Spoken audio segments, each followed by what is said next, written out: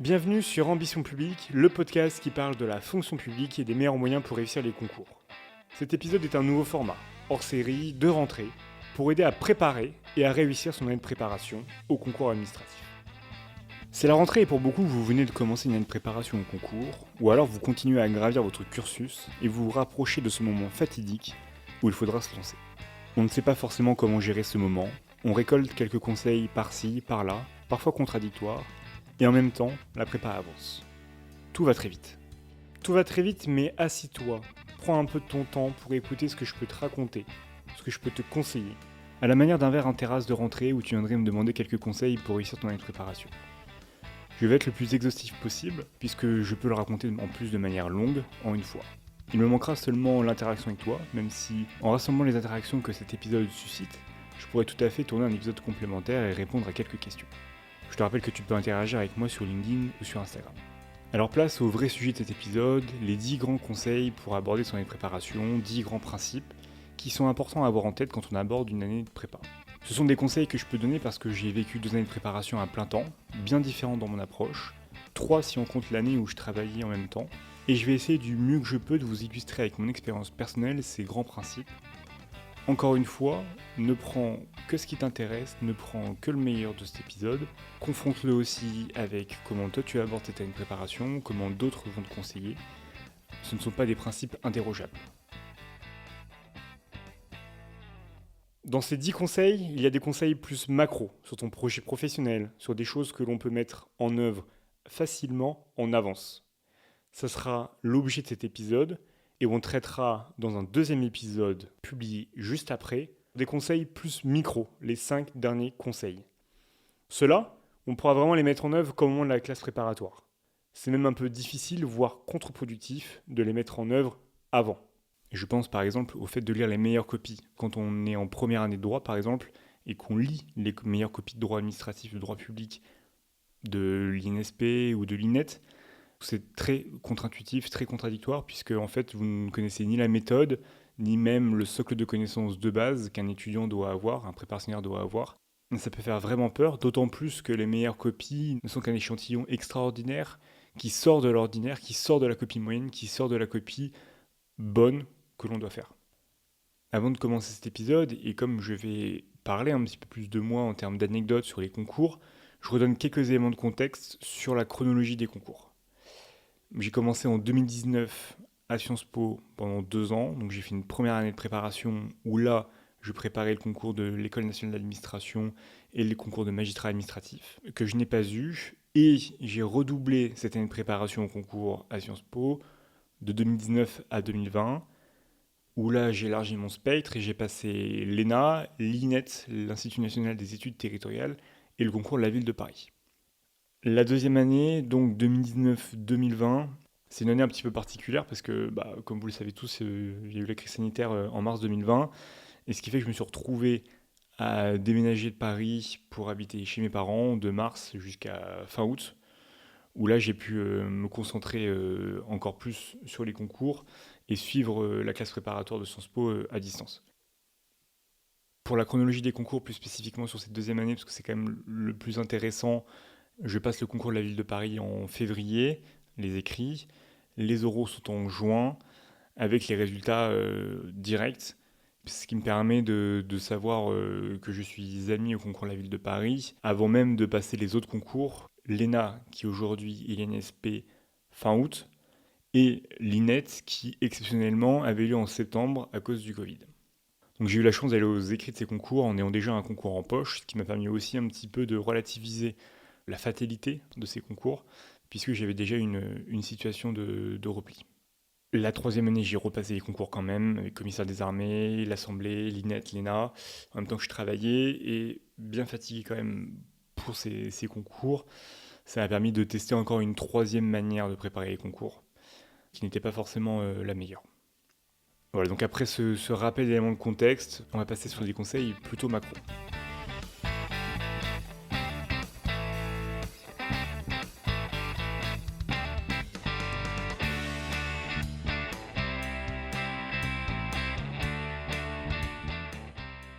On va revenir sur 5 grands conseils, savoir pourquoi on y va dans un premier temps, Savoir aussi qu'il ne faut pas viser uniquement un concours.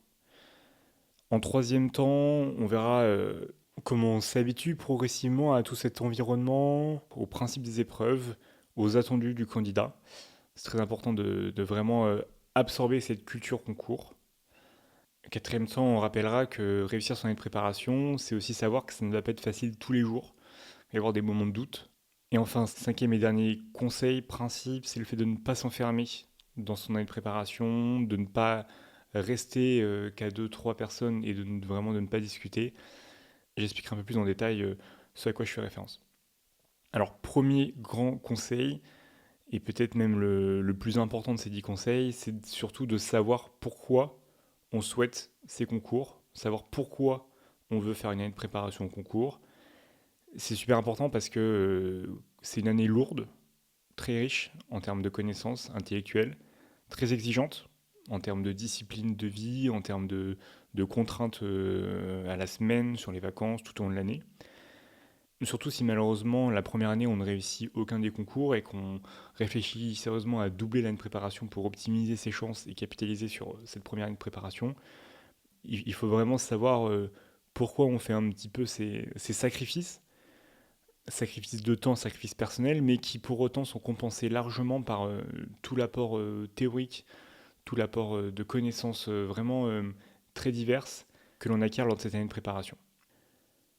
Le meilleur moyen pour tenir sur la durée, pour garder une discipline quand la motivation, qui est par définition variable, disparaît, c'est de savoir exactement pourquoi on entre dans cette prépa. Tout de suite, je fais un lien avec ce qu'on peut reprocher parfois aux candidats quand ils passent les oraux des concours, c'est de présenter l'école du service public, l'INSP, l'INET, directeur d'hôpital, comme une finalité. De dire qu'on souhaite intégrer avant tout l'INSP. Non, on ne souhaite pas intégrer l'INSP, on souhaite devenir magistrat, on souhaite devenir préfet, on souhaite devenir administrateur en administration centrale, et c'est parce qu'on veut devenir administrateur qu'on a besoin de rentrer dans l'INSP, dans l'INET, dans ces concours directeur d'hôpital. Ainsi, on pourra préférer la formulation intégrer l'INSP serait pour moi une occasion enrichissante de devenir magistrat administratif et d'être ancré dans mon environnement, car je pourrais mieux connaître l'administration, etc., etc. Toutes ces raisons qui justifient que pour atteindre mon objectif final, qui est de devenir fonctionnaire avec des missions, ça m'intéresse de passer par cette voie-là. Comment faire pour cette démarche d'orientation, de savoir vraiment pourquoi on y va, pourquoi on a les tripes et pourquoi on peut tenir, qui d'ailleurs, je le rappelle, peut se faire en amont de cette année de préparation. On n'est pas obligé de la faire en septembre, de poser sur une feuille les pour et les contre, surtout que c'est peut-être un peu trop tard. Et elle ne naît pas en un claquement de doigts. C'est vraiment un investissement en temps très utile. Une première manière de se conforter dans son projet professionnel, c'est de réaliser des stages en amont de sa période de préparation. Bien souvent, c'est plus simple de réaliser un stage en amont, par exemple lors de sa licence 3, l'été, ou même en Master 1, Master 2, de faire une alternance, de faire un long stage de 6 mois en Master 2, voire même de faire une année de césure aussi entre son M1 et son M2. C'est des moments assez forts parce qu'on découvre l'administration de manière concrète pour la première fois. Je me souviens d'avoir fait mon stage en préfecture de 2 semaines en licence 3 de droit, et ça a vraiment été révélateur pour moi de je voulais faire à la base commissaire de police, mais en fait, il y a tout un champ de l'administration, un champ plus général, je sais pas, les élections à la préfecture, l'ordre public à la préfecture, l'environnement, les installations classées pour la protection de l'environnement. Toutes ces choses-là que je n'avais pas en tête quand j'étais à l'université et sur lesquelles je pensais pourtant ne pas être forcément intéressé. Ma curiosité m'a fait me rendre compte vraiment que c'était l'administration de manière générale qui m'intéressait et que je pouvais potentiellement passer le concours des IRA, parce que la préfectorale, c'est une des 3 voies de sortie des instituts régionaux d'administration avec la centrale et les établissements d'enseignement. En réalisant des stages, vous allez vraiment vous rendre compte que cette fibre au service public, si particulière et présente dans presque toutes les actions des fonctionnaires, même le juriste en service support, même le financier en service support, va quand même avoir un fonds de service public. L'aspect financier, c'est d'utiliser à bon escient les deniers publics et donc de réduire au maximum les impôts ou en tout cas d'éviter toute gabegie financière. Le point de vue juridique, c'est de rappeler tous les jours à l'administration ses droits et ses devoirs, et donc d'éviter que des usagers soient privés de leurs droits. Le stage, il peut aussi se réaliser, par exemple, en cabinet d'avocat ou dans une sphère privée, pour apprécier en creux ce qui ne nous intéresse pas, pour évacuer une piste de sortie et se dire, bon bah voilà, j'ai réalisé un stage de 2 mois en cabinet d'avocat, je me suis rendu compte que c'était intéressant sur certains aspects, mais sur les autres, il manquait ce petit plus, il manquait cette petite chose d'administration, fonction publique, et donc, je préfère bien largement passer les concours et intégrer le secteur public. Enfin, ça a une utilité principale, le stage lorsqu'on est en année de préparation de concours, notamment le cas quand on est en Master 2, c'est qu'on a un stage obligatoire de 4 à 6 mois, c'est de vous rappeler tous les jours pourquoi vous passez les concours.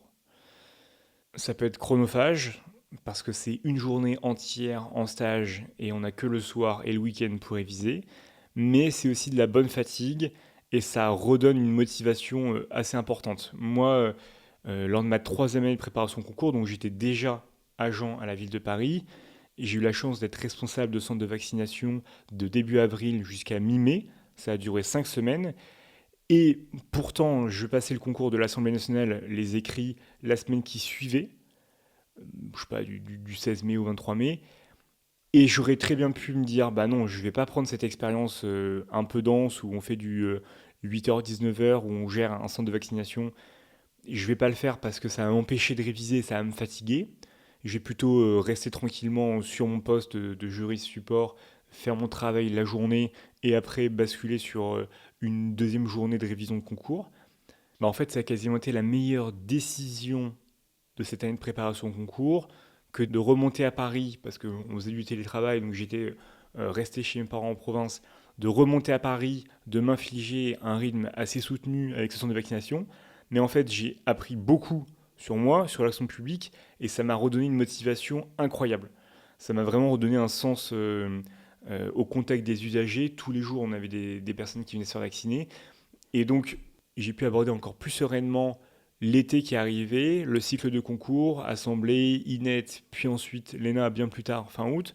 Mais vraiment, ça m'a redonné un second souffle. Donc, premier conseil dans ce conseil, savoir son orientation, c'est bien sûr de réaliser des stages. Deuxième manière de conforter son orientation professionnelle, de savoir pourquoi on veut faire ça, c'est bien sûr la vieille technique de se renseigner, tout simplement, sur l'école, sur les postes, sur ce que recouvrent les fonctions d'un attaché, d'un administrateur, sur la diversité des postes, en interrogeant directement les personnes, que ce soit sur LinkedIn, des fonctionnaires qui sont dans votre réseau, vos enseignants, toutes les rencontres que vous faites dans vos stages, et de profiter de chaque instant, vraiment, quand vous croisez quelqu'un qui est attaché, quelqu'un qui est directeur, qui est en territorial, à l'État, leur poser des questions, très vite aussi sur leurs convictions, sur ce qu'ils font.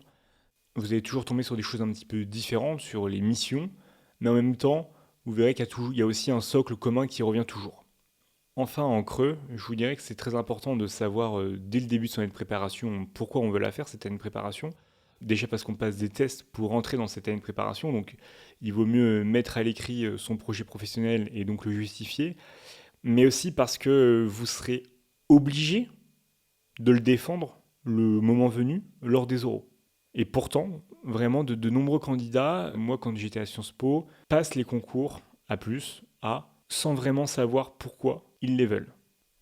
C'est assez paradoxal parce que, alors qu'on pourrait penser que lorsque l'on réalise une année de préparation en entier, il faut quand même savoir à quoi s'en tenir et pourquoi on le fait, et ben non, à Sciences Po, lors de ma 2e année, quand on révisait les oraux, juste en septembre, début octobre, une fois qu'on a passé les écrits de l'INSP et que l'on se prépare pour les oraux, je demandais souvent à quelques camarades avec qui on avait partagé toute l'année ensemble quel projet ils allaient présenter devant le jury du grand oral, si bien sûr ils étaient reçus aux écrits. Et vraiment, je devais avoir un tiers des personnes, si ce n'est plus, qui me répondaient être encore en hésitation sur est-ce que je vais défendre la préfectorale, est-ce que je vais défendre le corps des administrateurs civils, est-ce que je vais défendre Quai d'Orsay, est-ce que je vais défendre un poste à Bercy. Et vraiment, moi, ça m'intriguait parce que moi, je savais pertinemment depuis le départ que c'était la préfectorale qui m'intéressait. Je me demandais comment ils avaient pu tenir tout au long de l'année sans savoir ce qu'ils allaient raconter. Parce que pour moi, cette info de je réalise cette année de préparation, notamment l'INSP pour intégrer le corps préfectoral, c'est quelque chose qui m'a tenu tout au long de l'année et qui m'a vraiment conforté. Le dimanche matin, quand parfois je devais me lever assez tôt pour réaliser les examens, bah, j'y pensais d'une certaine manière.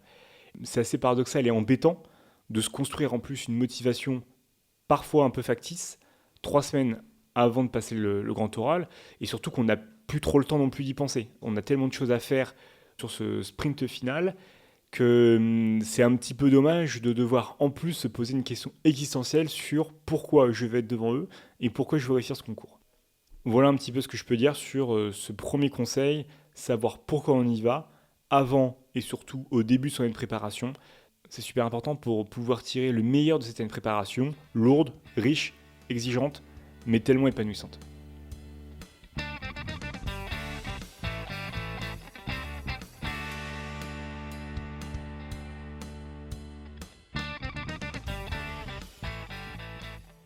Le deuxième conseil que je vais vous donner, c'est de ne pas viser uniquement un concours.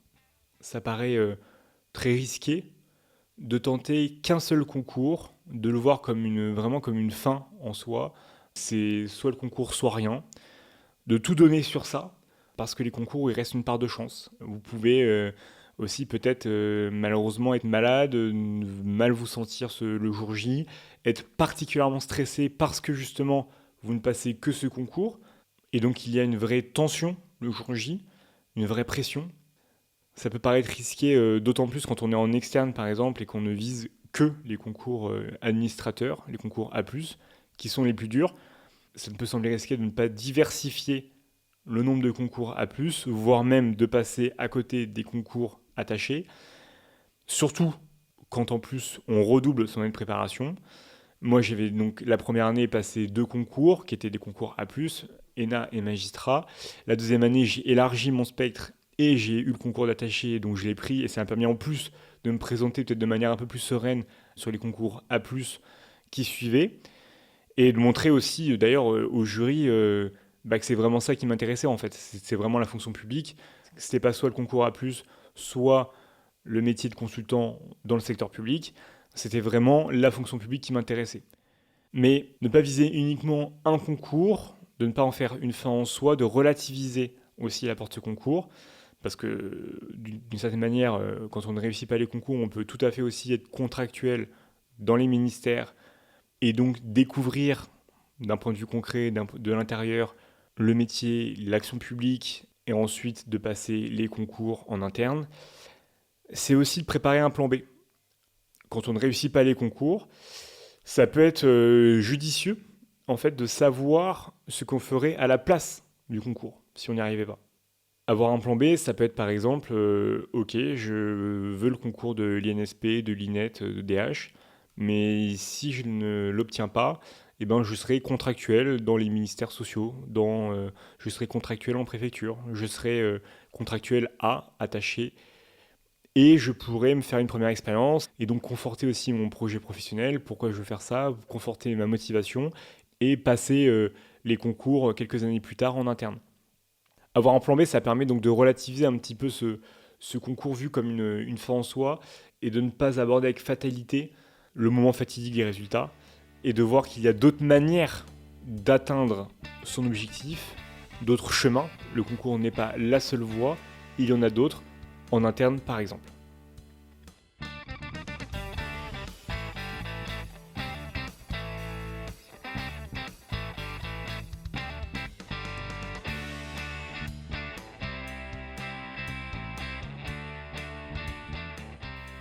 Troisième principe, troisième conseil, comment on acquiert la culture concours, comment on s'habitue progressivement aux épreuves, à la formation, à ce qu'on y apprend à l'école, à la sélection, aux attendus un peu du candidat type, le candidat parfait, et surtout au poste de sortie.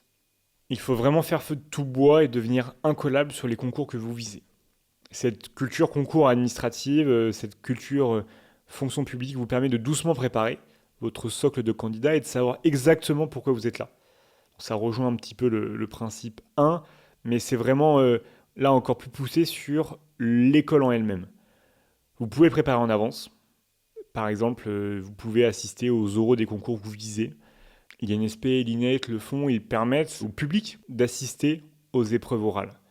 Moi, j'étais allé à de nombreux oraux blancs dès mon arrivée à l'université Paris 2 Panthéon-Assas en 2016. Donc on était vraiment 3-4 ans avant mon année de préparation concours, avant de pouvoir vraiment penser sereinement au concours administratif A+. Et ben dès 2016, tous les ans, en octobre, à la suite de la publication des résultats d'admissibilité, donc les écrits, s'ensuivait une période d'inscription pour le public à toutes les épreuves. Et je me souviens d'avoir pu assister à beaucoup d'épreuves, notamment une après-midi où j'avais fait 4 grands oraux à la suite. Bon, je peux vous dire qu'à la fin, c'était un peu costaud, mais vraiment de voir sur une après-midi 4 candidats passer, 4 approches différentes, parfois un peu des redondances, parfois on se rend compte aussi, voilà, ce que ça fait d'être un jury et de venir à 9h, de passer 4 candidats le matin, 4 candidats l'après-midi, de les enchaîner tous les jours, de devoir sélectionner, différencier, comparer les candidats. Ça permet aussi de dédramatiser le concours en lui-même, l'épreuve orale, de se rendre compte que ce sont des personnes qui sont normales, qui pour certaines justifient d'intérêt assez particulier. Je me souviens d'une personne qui avait mis dans sa notice de candidat au grand oral qu'il était Tintin-ophile, donc qu'il était vraiment spécialiste de Tintin, et le jury lui a posé 2 questions dessus, vraiment de manière sérieuse. Par exemple, une des 2 questions qui était quel personnage seriez-vous si vous étiez dans Tintin? Et bah ça, forcément, ça suppose un petit peu de prise de recul, de vraiment de savoir de quoi on parle, mais surtout, bah, c'est super original. En fait, ça vous permet d'engager une discussion assez unique avec le jury, une discussion qu'il n'aura pas avec les autres candidats, et de montrer à quel point, effectivement, vous êtes spécialiste de Tintin et que vous avez un petit peu de répartie. Bon, ça marche pas toujours, parce que moi, typiquement, lors de mon passage au grand oral de l'ENA, j'avais mis que j'étais passionné de sport numérique, d'e-sport, et j'ai pas eu de question dessus. Bon, voilà, ça marche pas forcément à chaque fois, mais ce qui est important, c'est de se rendre compte, lorsque l'on est public de ces épreuves, vraiment de mettre une image dessus, et de pouvoir après, quand on va préparer son aide de préparation, s'imaginer par rapport à ce qu'on a vu, de ne plus l'imaginer comme un grand bloc noir. Non, là, vous pouvez mettre vraiment des images sur ce que vous avez vu, sur ce que vous allez vivre un jour, très certainement. Moi, l'anglais aussi, c'était une épreuve qui me faisait vraiment très très peur. Ça m'a beaucoup aidé de voir comment l'épreuve d'anglais se passait de manière concrète, comment le jury était à la fois bienveillant, mais aussi quand même assez exigeant sur les questions, la diversité des questions. Et vraiment, ce sont des infos qui dépassent ce que vous pouvez obtenir avec le rapport du jury final. Au-delà d'assister aux oraux des concours, c'est aussi bien sûr, donc comme j'en parlais juste à l'instant, de lire le rapport du jury. Le rapport du jury qui est publié chaque année et qui revient sur chacune des épreuves écrites, orales. Les correcteurs peuvent s'exprimer sur le sujet, sur les attendus, sur les points qui ont manqué, donnent parfois une appréciation aussi sur l'échantillonnage des notes. Et là, vous vous rendrez compte que voilà, avoir un 16-17 à des concours comme ceux-là, c'est assez rare, et donc il faut plutôt viser entre 10 et 13 partout, plutôt que de viser absolument la copie parfaite extraordinaire.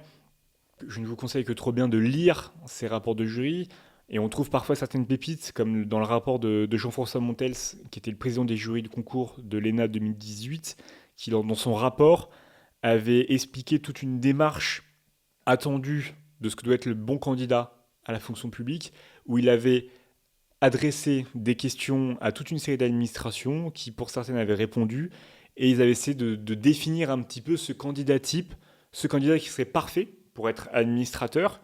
Et donc ça donne des indications un petit peu sur les attendus et sur est-ce que ça nous correspond ou pas.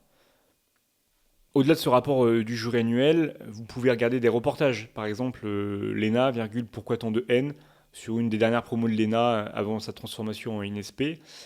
C'est un reportage du Public Sénat. Ça peut être suivre ces institutions sur les réseaux sociaux et de voir leur communication. En fait, de manière générale, plus vous comprendrez l'école, ce qu'on y fait, sa culture, ses opportunités, plus vous pourrez comprendre les recruteurs. À la fois les correcteurs au stade des écrits, mais aussi les recruteurs un petit peu plus lors des oraux, où là, il y a plus une démarche basée sur la motivation Et enfin, dernier point, vraiment important aussi, moi tout au long de l'année, lors de la première année de concours, mais aussi la deuxième année, un peu moins la troisième année, j'avais vraiment eu la chance de rencontrer plusieurs fois des personnes sorties de l'ENA qui étaient assez accessibles, soit parce qu'elles donnaient des cours à Sciences Po, soit parce que je les contactais sur une ligne tout simplement, et certaines, le feeling passait et m'autorisaient en fait à prendre un verre avec elles pour derrière leur poser des questions et vraiment se renseigner. C'est vraiment super important de se nourrir continuellement de leurs anecdotes personnelles sur la meilleure manière de préparer le concours, sur la formation une fois à l'école. Vraiment, ce sont des choses qui permettent de comprendre encore mieux ce qu'on va y faire.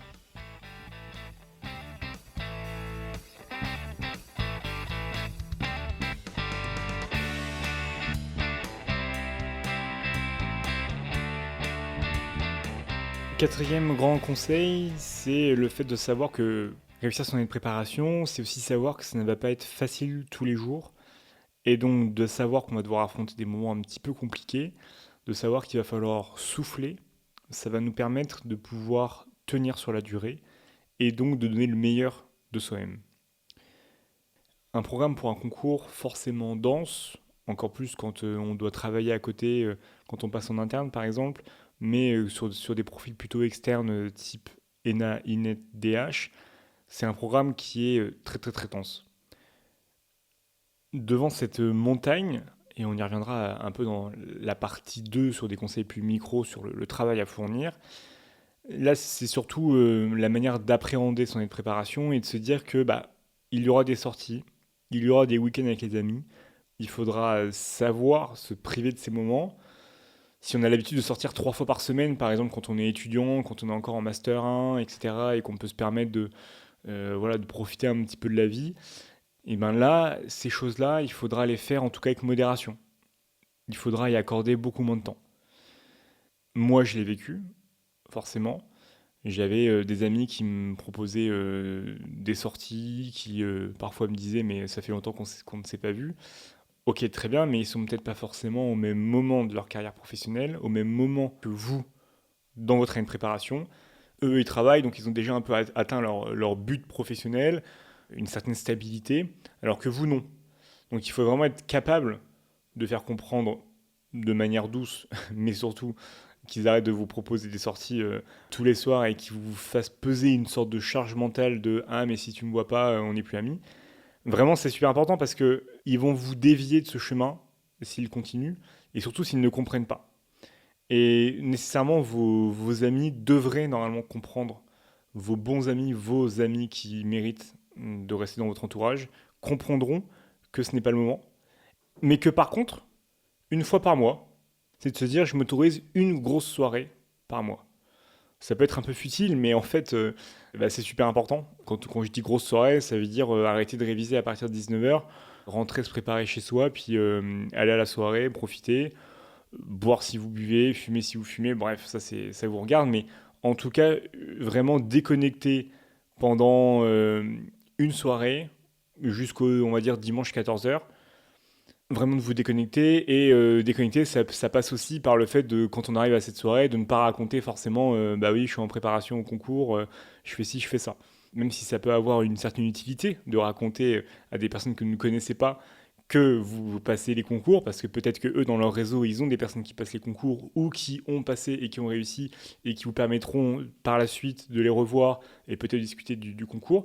C'est une soirée où on déconnecte de la préparation concours et on se reconnecte un peu à une vie sociale et ça, je peux vous assurer que ça fait du bien, ça recharge les batteries, et derrière, on peut repartir sur 3 semaines, un mois d'intensité studieuse.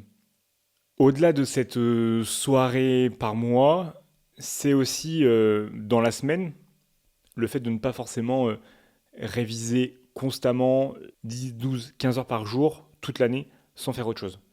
Ça, moi, je pense profondément que c'est intenable, qu'il est nécessaire d'avoir des temps de pause dans sa préparation réguliers par semaine, des temps de pause sains, par exemple faire du sport. Moi typiquement je faisais du basket et quand je suis arrivé à Sciences Po j'ai mis un point d'honneur à maintenir un entraînement par semaine de 2 heures qui me permettait de me défouler et c'est vraiment une sorte de bulle d'oxygène dans ma préparation au concours. Il y a vraiment très très très très peu de chances que je loupe cet entraînement hebdomadaire. Après, le but, c'est pas forcément de faire du sport tous les jours, 2 heures de sport et de se faire un programme très intense, mais vraiment un peu de sport, ça peut être de la marche, ça peut être du vélo, ça peut être des sports collectifs. Ça fait du bien, ça recharge les batteries. Ça peut être des pauses culturelles, aller au cinéma, au théâtre, regarder des reportages. Bon, encore une fois, tout est question de modération et de moments justes dans son année de préparation. Ça sert à rien d'aller au cinéma 3 jours de suite, mais plutôt de faire un cinéma toutes les 2 semaines, par exemple, si vous êtes fan de cet art. Surtout que lors de ces moments-là, lors de ces pauses culturelles, vous pouvez maximiser leur utilité, tout en restant bien sûr un humain normalement constitué. Et donc, le but, c'est pas de rechercher absolument l'information précieuse au concours, mais quand on regarde un film comme Oppenheimer, par exemple, ou Barbie, ces 2 films sont mobilisables pour les concours. Ils disent plein de choses sur la société, ils disent plein de choses sur un moment historique, et en ayant le nom du réalisateur, en ayant deux, trois moments bien choisis qui font dire des choses sur des éléments de culture générale, comme par exemple la guerre, tout simplement pour Oppenheimer, la place femme-homme dans la société, tout ce qui peut être ramené de manière élégante, précise et surtout originale, peuvent vous rapporter des points. Donc tout est mobilisable pour les concours, mais vraiment faites attention de ne pas devenir une machine imbuvable qui ne parle que de concours, parce que ça peut vraiment vite gonfler votre entourage. Et là, je pèse mes mots, vraiment, si tous les jours, dès qu'il y a une discussion, vous reprenez la main pour derrière réciter des pages de manuels de droit, d'économie ou de culture générale, bon, au bout d'un moment, faut se rendre compte aussi que votre entourage vit le concours que de manière indirecte. Et donc, peut-être que les 12 mois vont être un petit peu longs pour eux. Donc, il faut un petit peu savoir canaliser son envie de raconter tout ce qu'on apprend, parce que encore une fois, c'est une année très très riche, l'année de préparation du concours, on apprend énormément de choses. Moi, le manuel de culture générale du Cocognaise, par exemple, avec mon ami avec qui on avait fiché ce manuel la première année de concours, il y avait plus de 800 références, et ce qui fait que sur n'importe quel sujet de discussion, vraiment n'importe, le sport, la République, je sais pas, le mérite, même la mort ou la nature, il y avait des références de culture générale mobilisables. Et limite, moi, ça me permettait de réviser. Mais sauf que, au bout d'un moment, ça peut vraiment être embêtant, donc il faut vraiment apprendre à se canaliser. Réussir son année de préparation, pour finir ce 4e conseil, ou le fait que ça ne va pas être facile tous les jours, c'est aussi savoir qu'il y a des moments où il va falloir vraiment couper. Mais pas juste 1 heure, 2 heures, mais vraiment couper 2, 3 jours. Ces moments-là, ils sont importants parce que, encore une fois, ça vous recharge les batteries, et surtout, ils sont en opposition avec des moments très très très forts de préparation. Les concours blancs, par exemple, pendant une semaine, on va réaliser toutes les épreuves en conditions réelles, sont extrêmement énergivores, et donc quand le vendredi, vous avez fini votre semaine de prépa concours, et ben le vendredi soir, vous sortez. Le samedi, vous ne faites rien. Le dimanche, pareil, le dimanche matin, on profite. Le dimanche après, peut-être, on se remet à bosser, mais en tout cas, vraiment, prenez ces temps-là, même préparez-les en avance pour vraiment coïncider vos retrouvailles avec vos amis, peut-être même des mini-voyages, un voyage au ski de 3 jours. Vraiment, ce sont des moments où, de toute manière, vous ne serez pas efficace parce que vous serez fatigué. Et donc, quand on est fatigué, qu'est-ce qu'on fait? On reprend des ressources.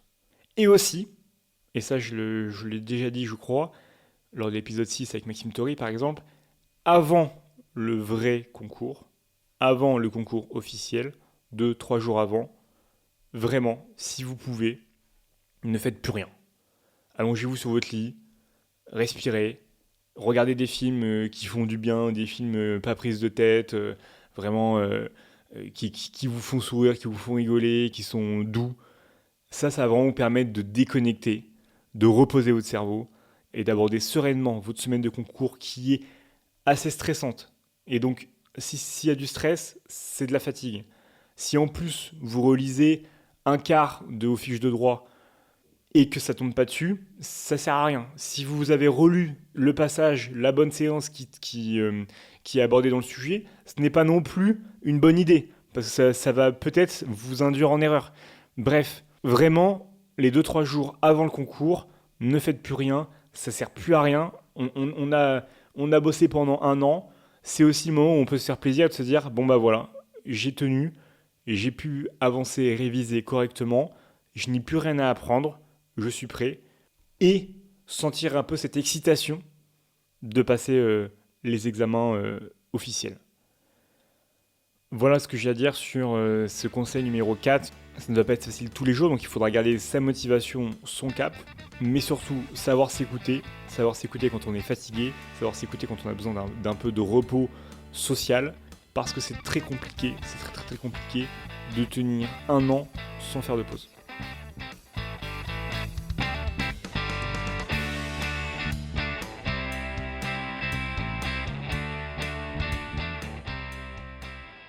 Cinquième conseil et dernier conseil de cette approche un peu macro, c'est le fait de ne pas s'enfermer dans son année de préparation, de ne pas parier sur l'échec des autres en ne partageant pas avec eux des éléments, mais il faut vraiment plutôt changer de mindset, il faut plutôt changer d'approche. Ça c'est vraiment important, c'est une attitude générale en fait, c'est une attitude générale à avoir en préparation. On arrive dans une classe préparatoire, on va se dire, bon ok, tout le monde va se faire la guerre, tout le monde va garder l'information pour lui, ne va pas partager, il y a un concours à la fin, et donc si je donne moins à lui, moi j'aurai plus. En fait c'est débile. C'est totalement débile parce que vous allez vous rendre compte que c'est pas en donnant moins à l'autre que je vais mieux réussir, mais c'est plutôt si je donne à l'autre quelque chose, peut-être qu'il me donnera aussi quelque chose en retour, une fiche, un cours quand j'ai pas pu me rendre à ce cours-là, et je vais moi devenir un meilleur candidat. Et le concours, ce n'est que ça. Le concours, c'est être le meilleur le jour J, mais il faut parier sur le fait que c'est nous qui allons être meilleurs et c'est pas les autres qui vont être moins bons. C'est assez intriguant comme approche. Moi, c'est un conseil qu'on m'avait donné en Master 2 et où ça m'avait fait un peu de déclic aussi, où je m'étais dit, mais c'est avant tout à moi d'être bon, de donner le raisonnement juridique, économique le plus précis possible et le plus intelligent. Et je ne vais pas plutôt parier sur le fait que les autres l'expliqueront moins bien que moi et donc je ne vais pas le perfectionner. Non, c'est à moi d'être bon partout, d'être un peu ce qu'on dit, d'être excellent dans la médiocrité. Ça veut dire de faire ce qui est satisfaisant, suffisant, ce qui permet de valider d'un point de vue de la méthode et d'un point de vue du fond, pas vouloir faire forcément de coups d'éclat sur des citations très très élégantes, très particulières, mais qui seront très difficiles à utiliser. Le but, c'est vraiment d'être un candidat qui soit satisfaisant dans toutes les matières et qui passe parce que justement, il a validé entre 10 et 13 toutes les épreuves, mais qu'il n'a pas eu de 8, de 7, de 6 aux épreuves. Et ça, c'est toujours plus compliqué de rattraper un 6 en ayant un 16 en face, ça vous fait 11 de moyenne, alors que si vous faites un 10 et un 13, ce qui est plus simple à faire, vous avez plus de chances, bien sûr, vous avez une meilleure moyenne. Pourquoi je dis qu'il ne faut pas parier sur l'échec des autres? Ça veut dire qu'il y a tellement de candidats, il y a tellement de configurations possibles différentes, il y a tellement d'approches de la préparation, il y a tellement de copies qui vont être différentes, que vous ne pouvez pas savoir en fait si vous êtes dans le ventre mou, si cette épreuve vous l'avez réussi, cette épreuve vous l'avez pas réussi, comment vous vous positionnez par rapport aux autres candidats. Le mieux c'est de donner le meilleur de soi-même et de vraiment arriver en n'ayant fait aucune impasse et en ayant un socle commun de référence qui sera mobilisable partout. Dans ce conseil, je voulais aussi aborder le fait qu'il ne faut pas s'enfermer dans son année de préparation, s'isoler et croire qu'on a la vérité absolue. C'est important parce que pour avoir discuté avec quelques amis qui n'ont pas eu les concours, on s'est rendu compte qu'on avait des manières de préparer les concours totalement différentes, parfois qui étaient totalement débiles, et que la simple discussion aurait pu permettre de se rendre compte que ah bah tiens, toi tu révises comme ça peut être un peu compliqué, ça peut induire en erreur. C'est toujours plus compliqué de se remettre en question, bien sûr, mais en tout cas de discuter avec les autres sur leur manière de réviser, ça permet de se rendre compte un petit peu où on en est dans la préparation au concours, de pourquoi pas picorer quelques bonnes méthodes, quelques bons conseils, et de voir si notre manière d'apprendre est bonne. Moi, typiquement, à la première année de concours, mais j'ai fait l'erreur, et je le pense sincèrement, d'avoir découvert une méthode d'apprentissage avec ce qu'on appelle des flashcards, donc des cartes qui permettent de réviser avec un peu de la mémoire active. Vous ne lisez pas vos fiches qui font 15 pages, 30 pages, 100 pages. Là, vous révisez de manière active et donc ça simule comme si vous tiriez une carte dans un paquet de cartes de révision, un peu comme le Trivial Poursuite, où on vous dit, bah tiens, quel est le budget de l'État? Et là, c'est à vous de le deviner. Ensuite, vous appuyez sur la barre espace, et là, la réponse sort. Et là, vous confrontez la réponse avec ce que vous avez dans votre tête. C'est une manière d'apprendre qui peut être utile. Moi, c'est ce que j'ai fait pour la culture générale, où j'ai écrit avec mon collègue avec qui je travaillais, on a écrit 800 cartes de culture générale, 800 recto, 800 verso, et qui permettait derrière d'apprendre par cœur des citations, des titres de livres, des dates. Mais ça avait le problème d'être un peu décousu. Ça avait le problème d'arriver un peu comme un cheveu sur la soupe. Ah tiens, on bascule du budget de l'État à la citation sur Ernest Renan, Qu'est-ce qu'une nation? Ah tiens, quand je révisais, quand je suis un peu fatigué et que j'ai révisé de manière active pendant 6 heures et que je veux me poser le soir et juste lire des fiches, ah bah tiens, j'ai pas de fiches. En gros, moi, cette technique-là, pourquoi je vous raconte ça, c'est pour vous dire juste que j'avais cru dans une technique d'apprentissage, j'avais cru dans la méthode, j'avais cru dans une manière bien spécifique d'appréhender le concours, et en m'enfermant, en m'isolant avec mon camarade et en ne révisant que de cette manière-là, je n'avais pas vu qu'en fait, ce n'était pas la bonne technique. Ce n'était pas bon du tout parce que je ne travaillais pas sur des fiches longues qui me permettaient de remettre un peu plus dans le contexte des informations. J'étais capable, certes, de sortir du tac au tac 2-3 infos quand on me les sollicitait, mais je ne pouvais pas les remettre dans une démonstration plus globale. Et ça, je l'ai payé cher parce que je me suis retrouvé au mois de juillet avec quasiment aucune fiche longue. Aucune fiche longue dans le sens, ah bah tiens, 10 pages sur la politique monétaire. Je n'avais que des petites flashcards qui me permettaient de dire, ok, la politique monétaire, qu'est-ce que Keynes a apporté à la politique monétaire, ok, le taux directeur, le taux de la Banque centrale, comment il est constitué, mais je n'avais pas tout de manière assemblée. Et si je m'étais ouvert à mes camarades de promotion pendant l'année, qu'on aurait échangé sur la technique, peut-être que j'en aurais convaincu un ou deux de procéder de la même manière, peut-être que j'aurais pu aussi apprécier leur manière de réviser avec des fiches un peu longues. Vraiment, ce que je conseille, c'est vraiment de rester donc un peu ouvert aux autres pendant votre année de préparation au concours, de ne pas s'enfermer et surtout aussi de penser que c'est vous qui devez être bon, qui devez être le meilleur des candidats, et ce n'est pas aux autres d'être plus mauvais. Voilà pour les 5 premiers gros conseils plutôt macro. Je vous invite à écouter le deuxième épisode qui est plus sur des conseils micro, sur des conseils précis. Ça complétera bien sûr ces 5 premiers conseils. J'espère que cet épisode vous a plu, qu'il vous a aidé. Si un seul de ces conseils a pu déjà être pertinent pour vous, pensez peut-être que votre entourage, vos camarades de préparation de concours, vos collègues, seraient intéressés pour découvrir à la fois ce conseil et les autres. N'hésitez pas à partager cet épisode autour de vous et bien sûr, je finirai par ça, n'oubliez pas, votre ambition pour la fonction publique ne fait que s'enrichir. Donc continuez à vous renseigner et je vous dis à bientôt pour un prochain épisode.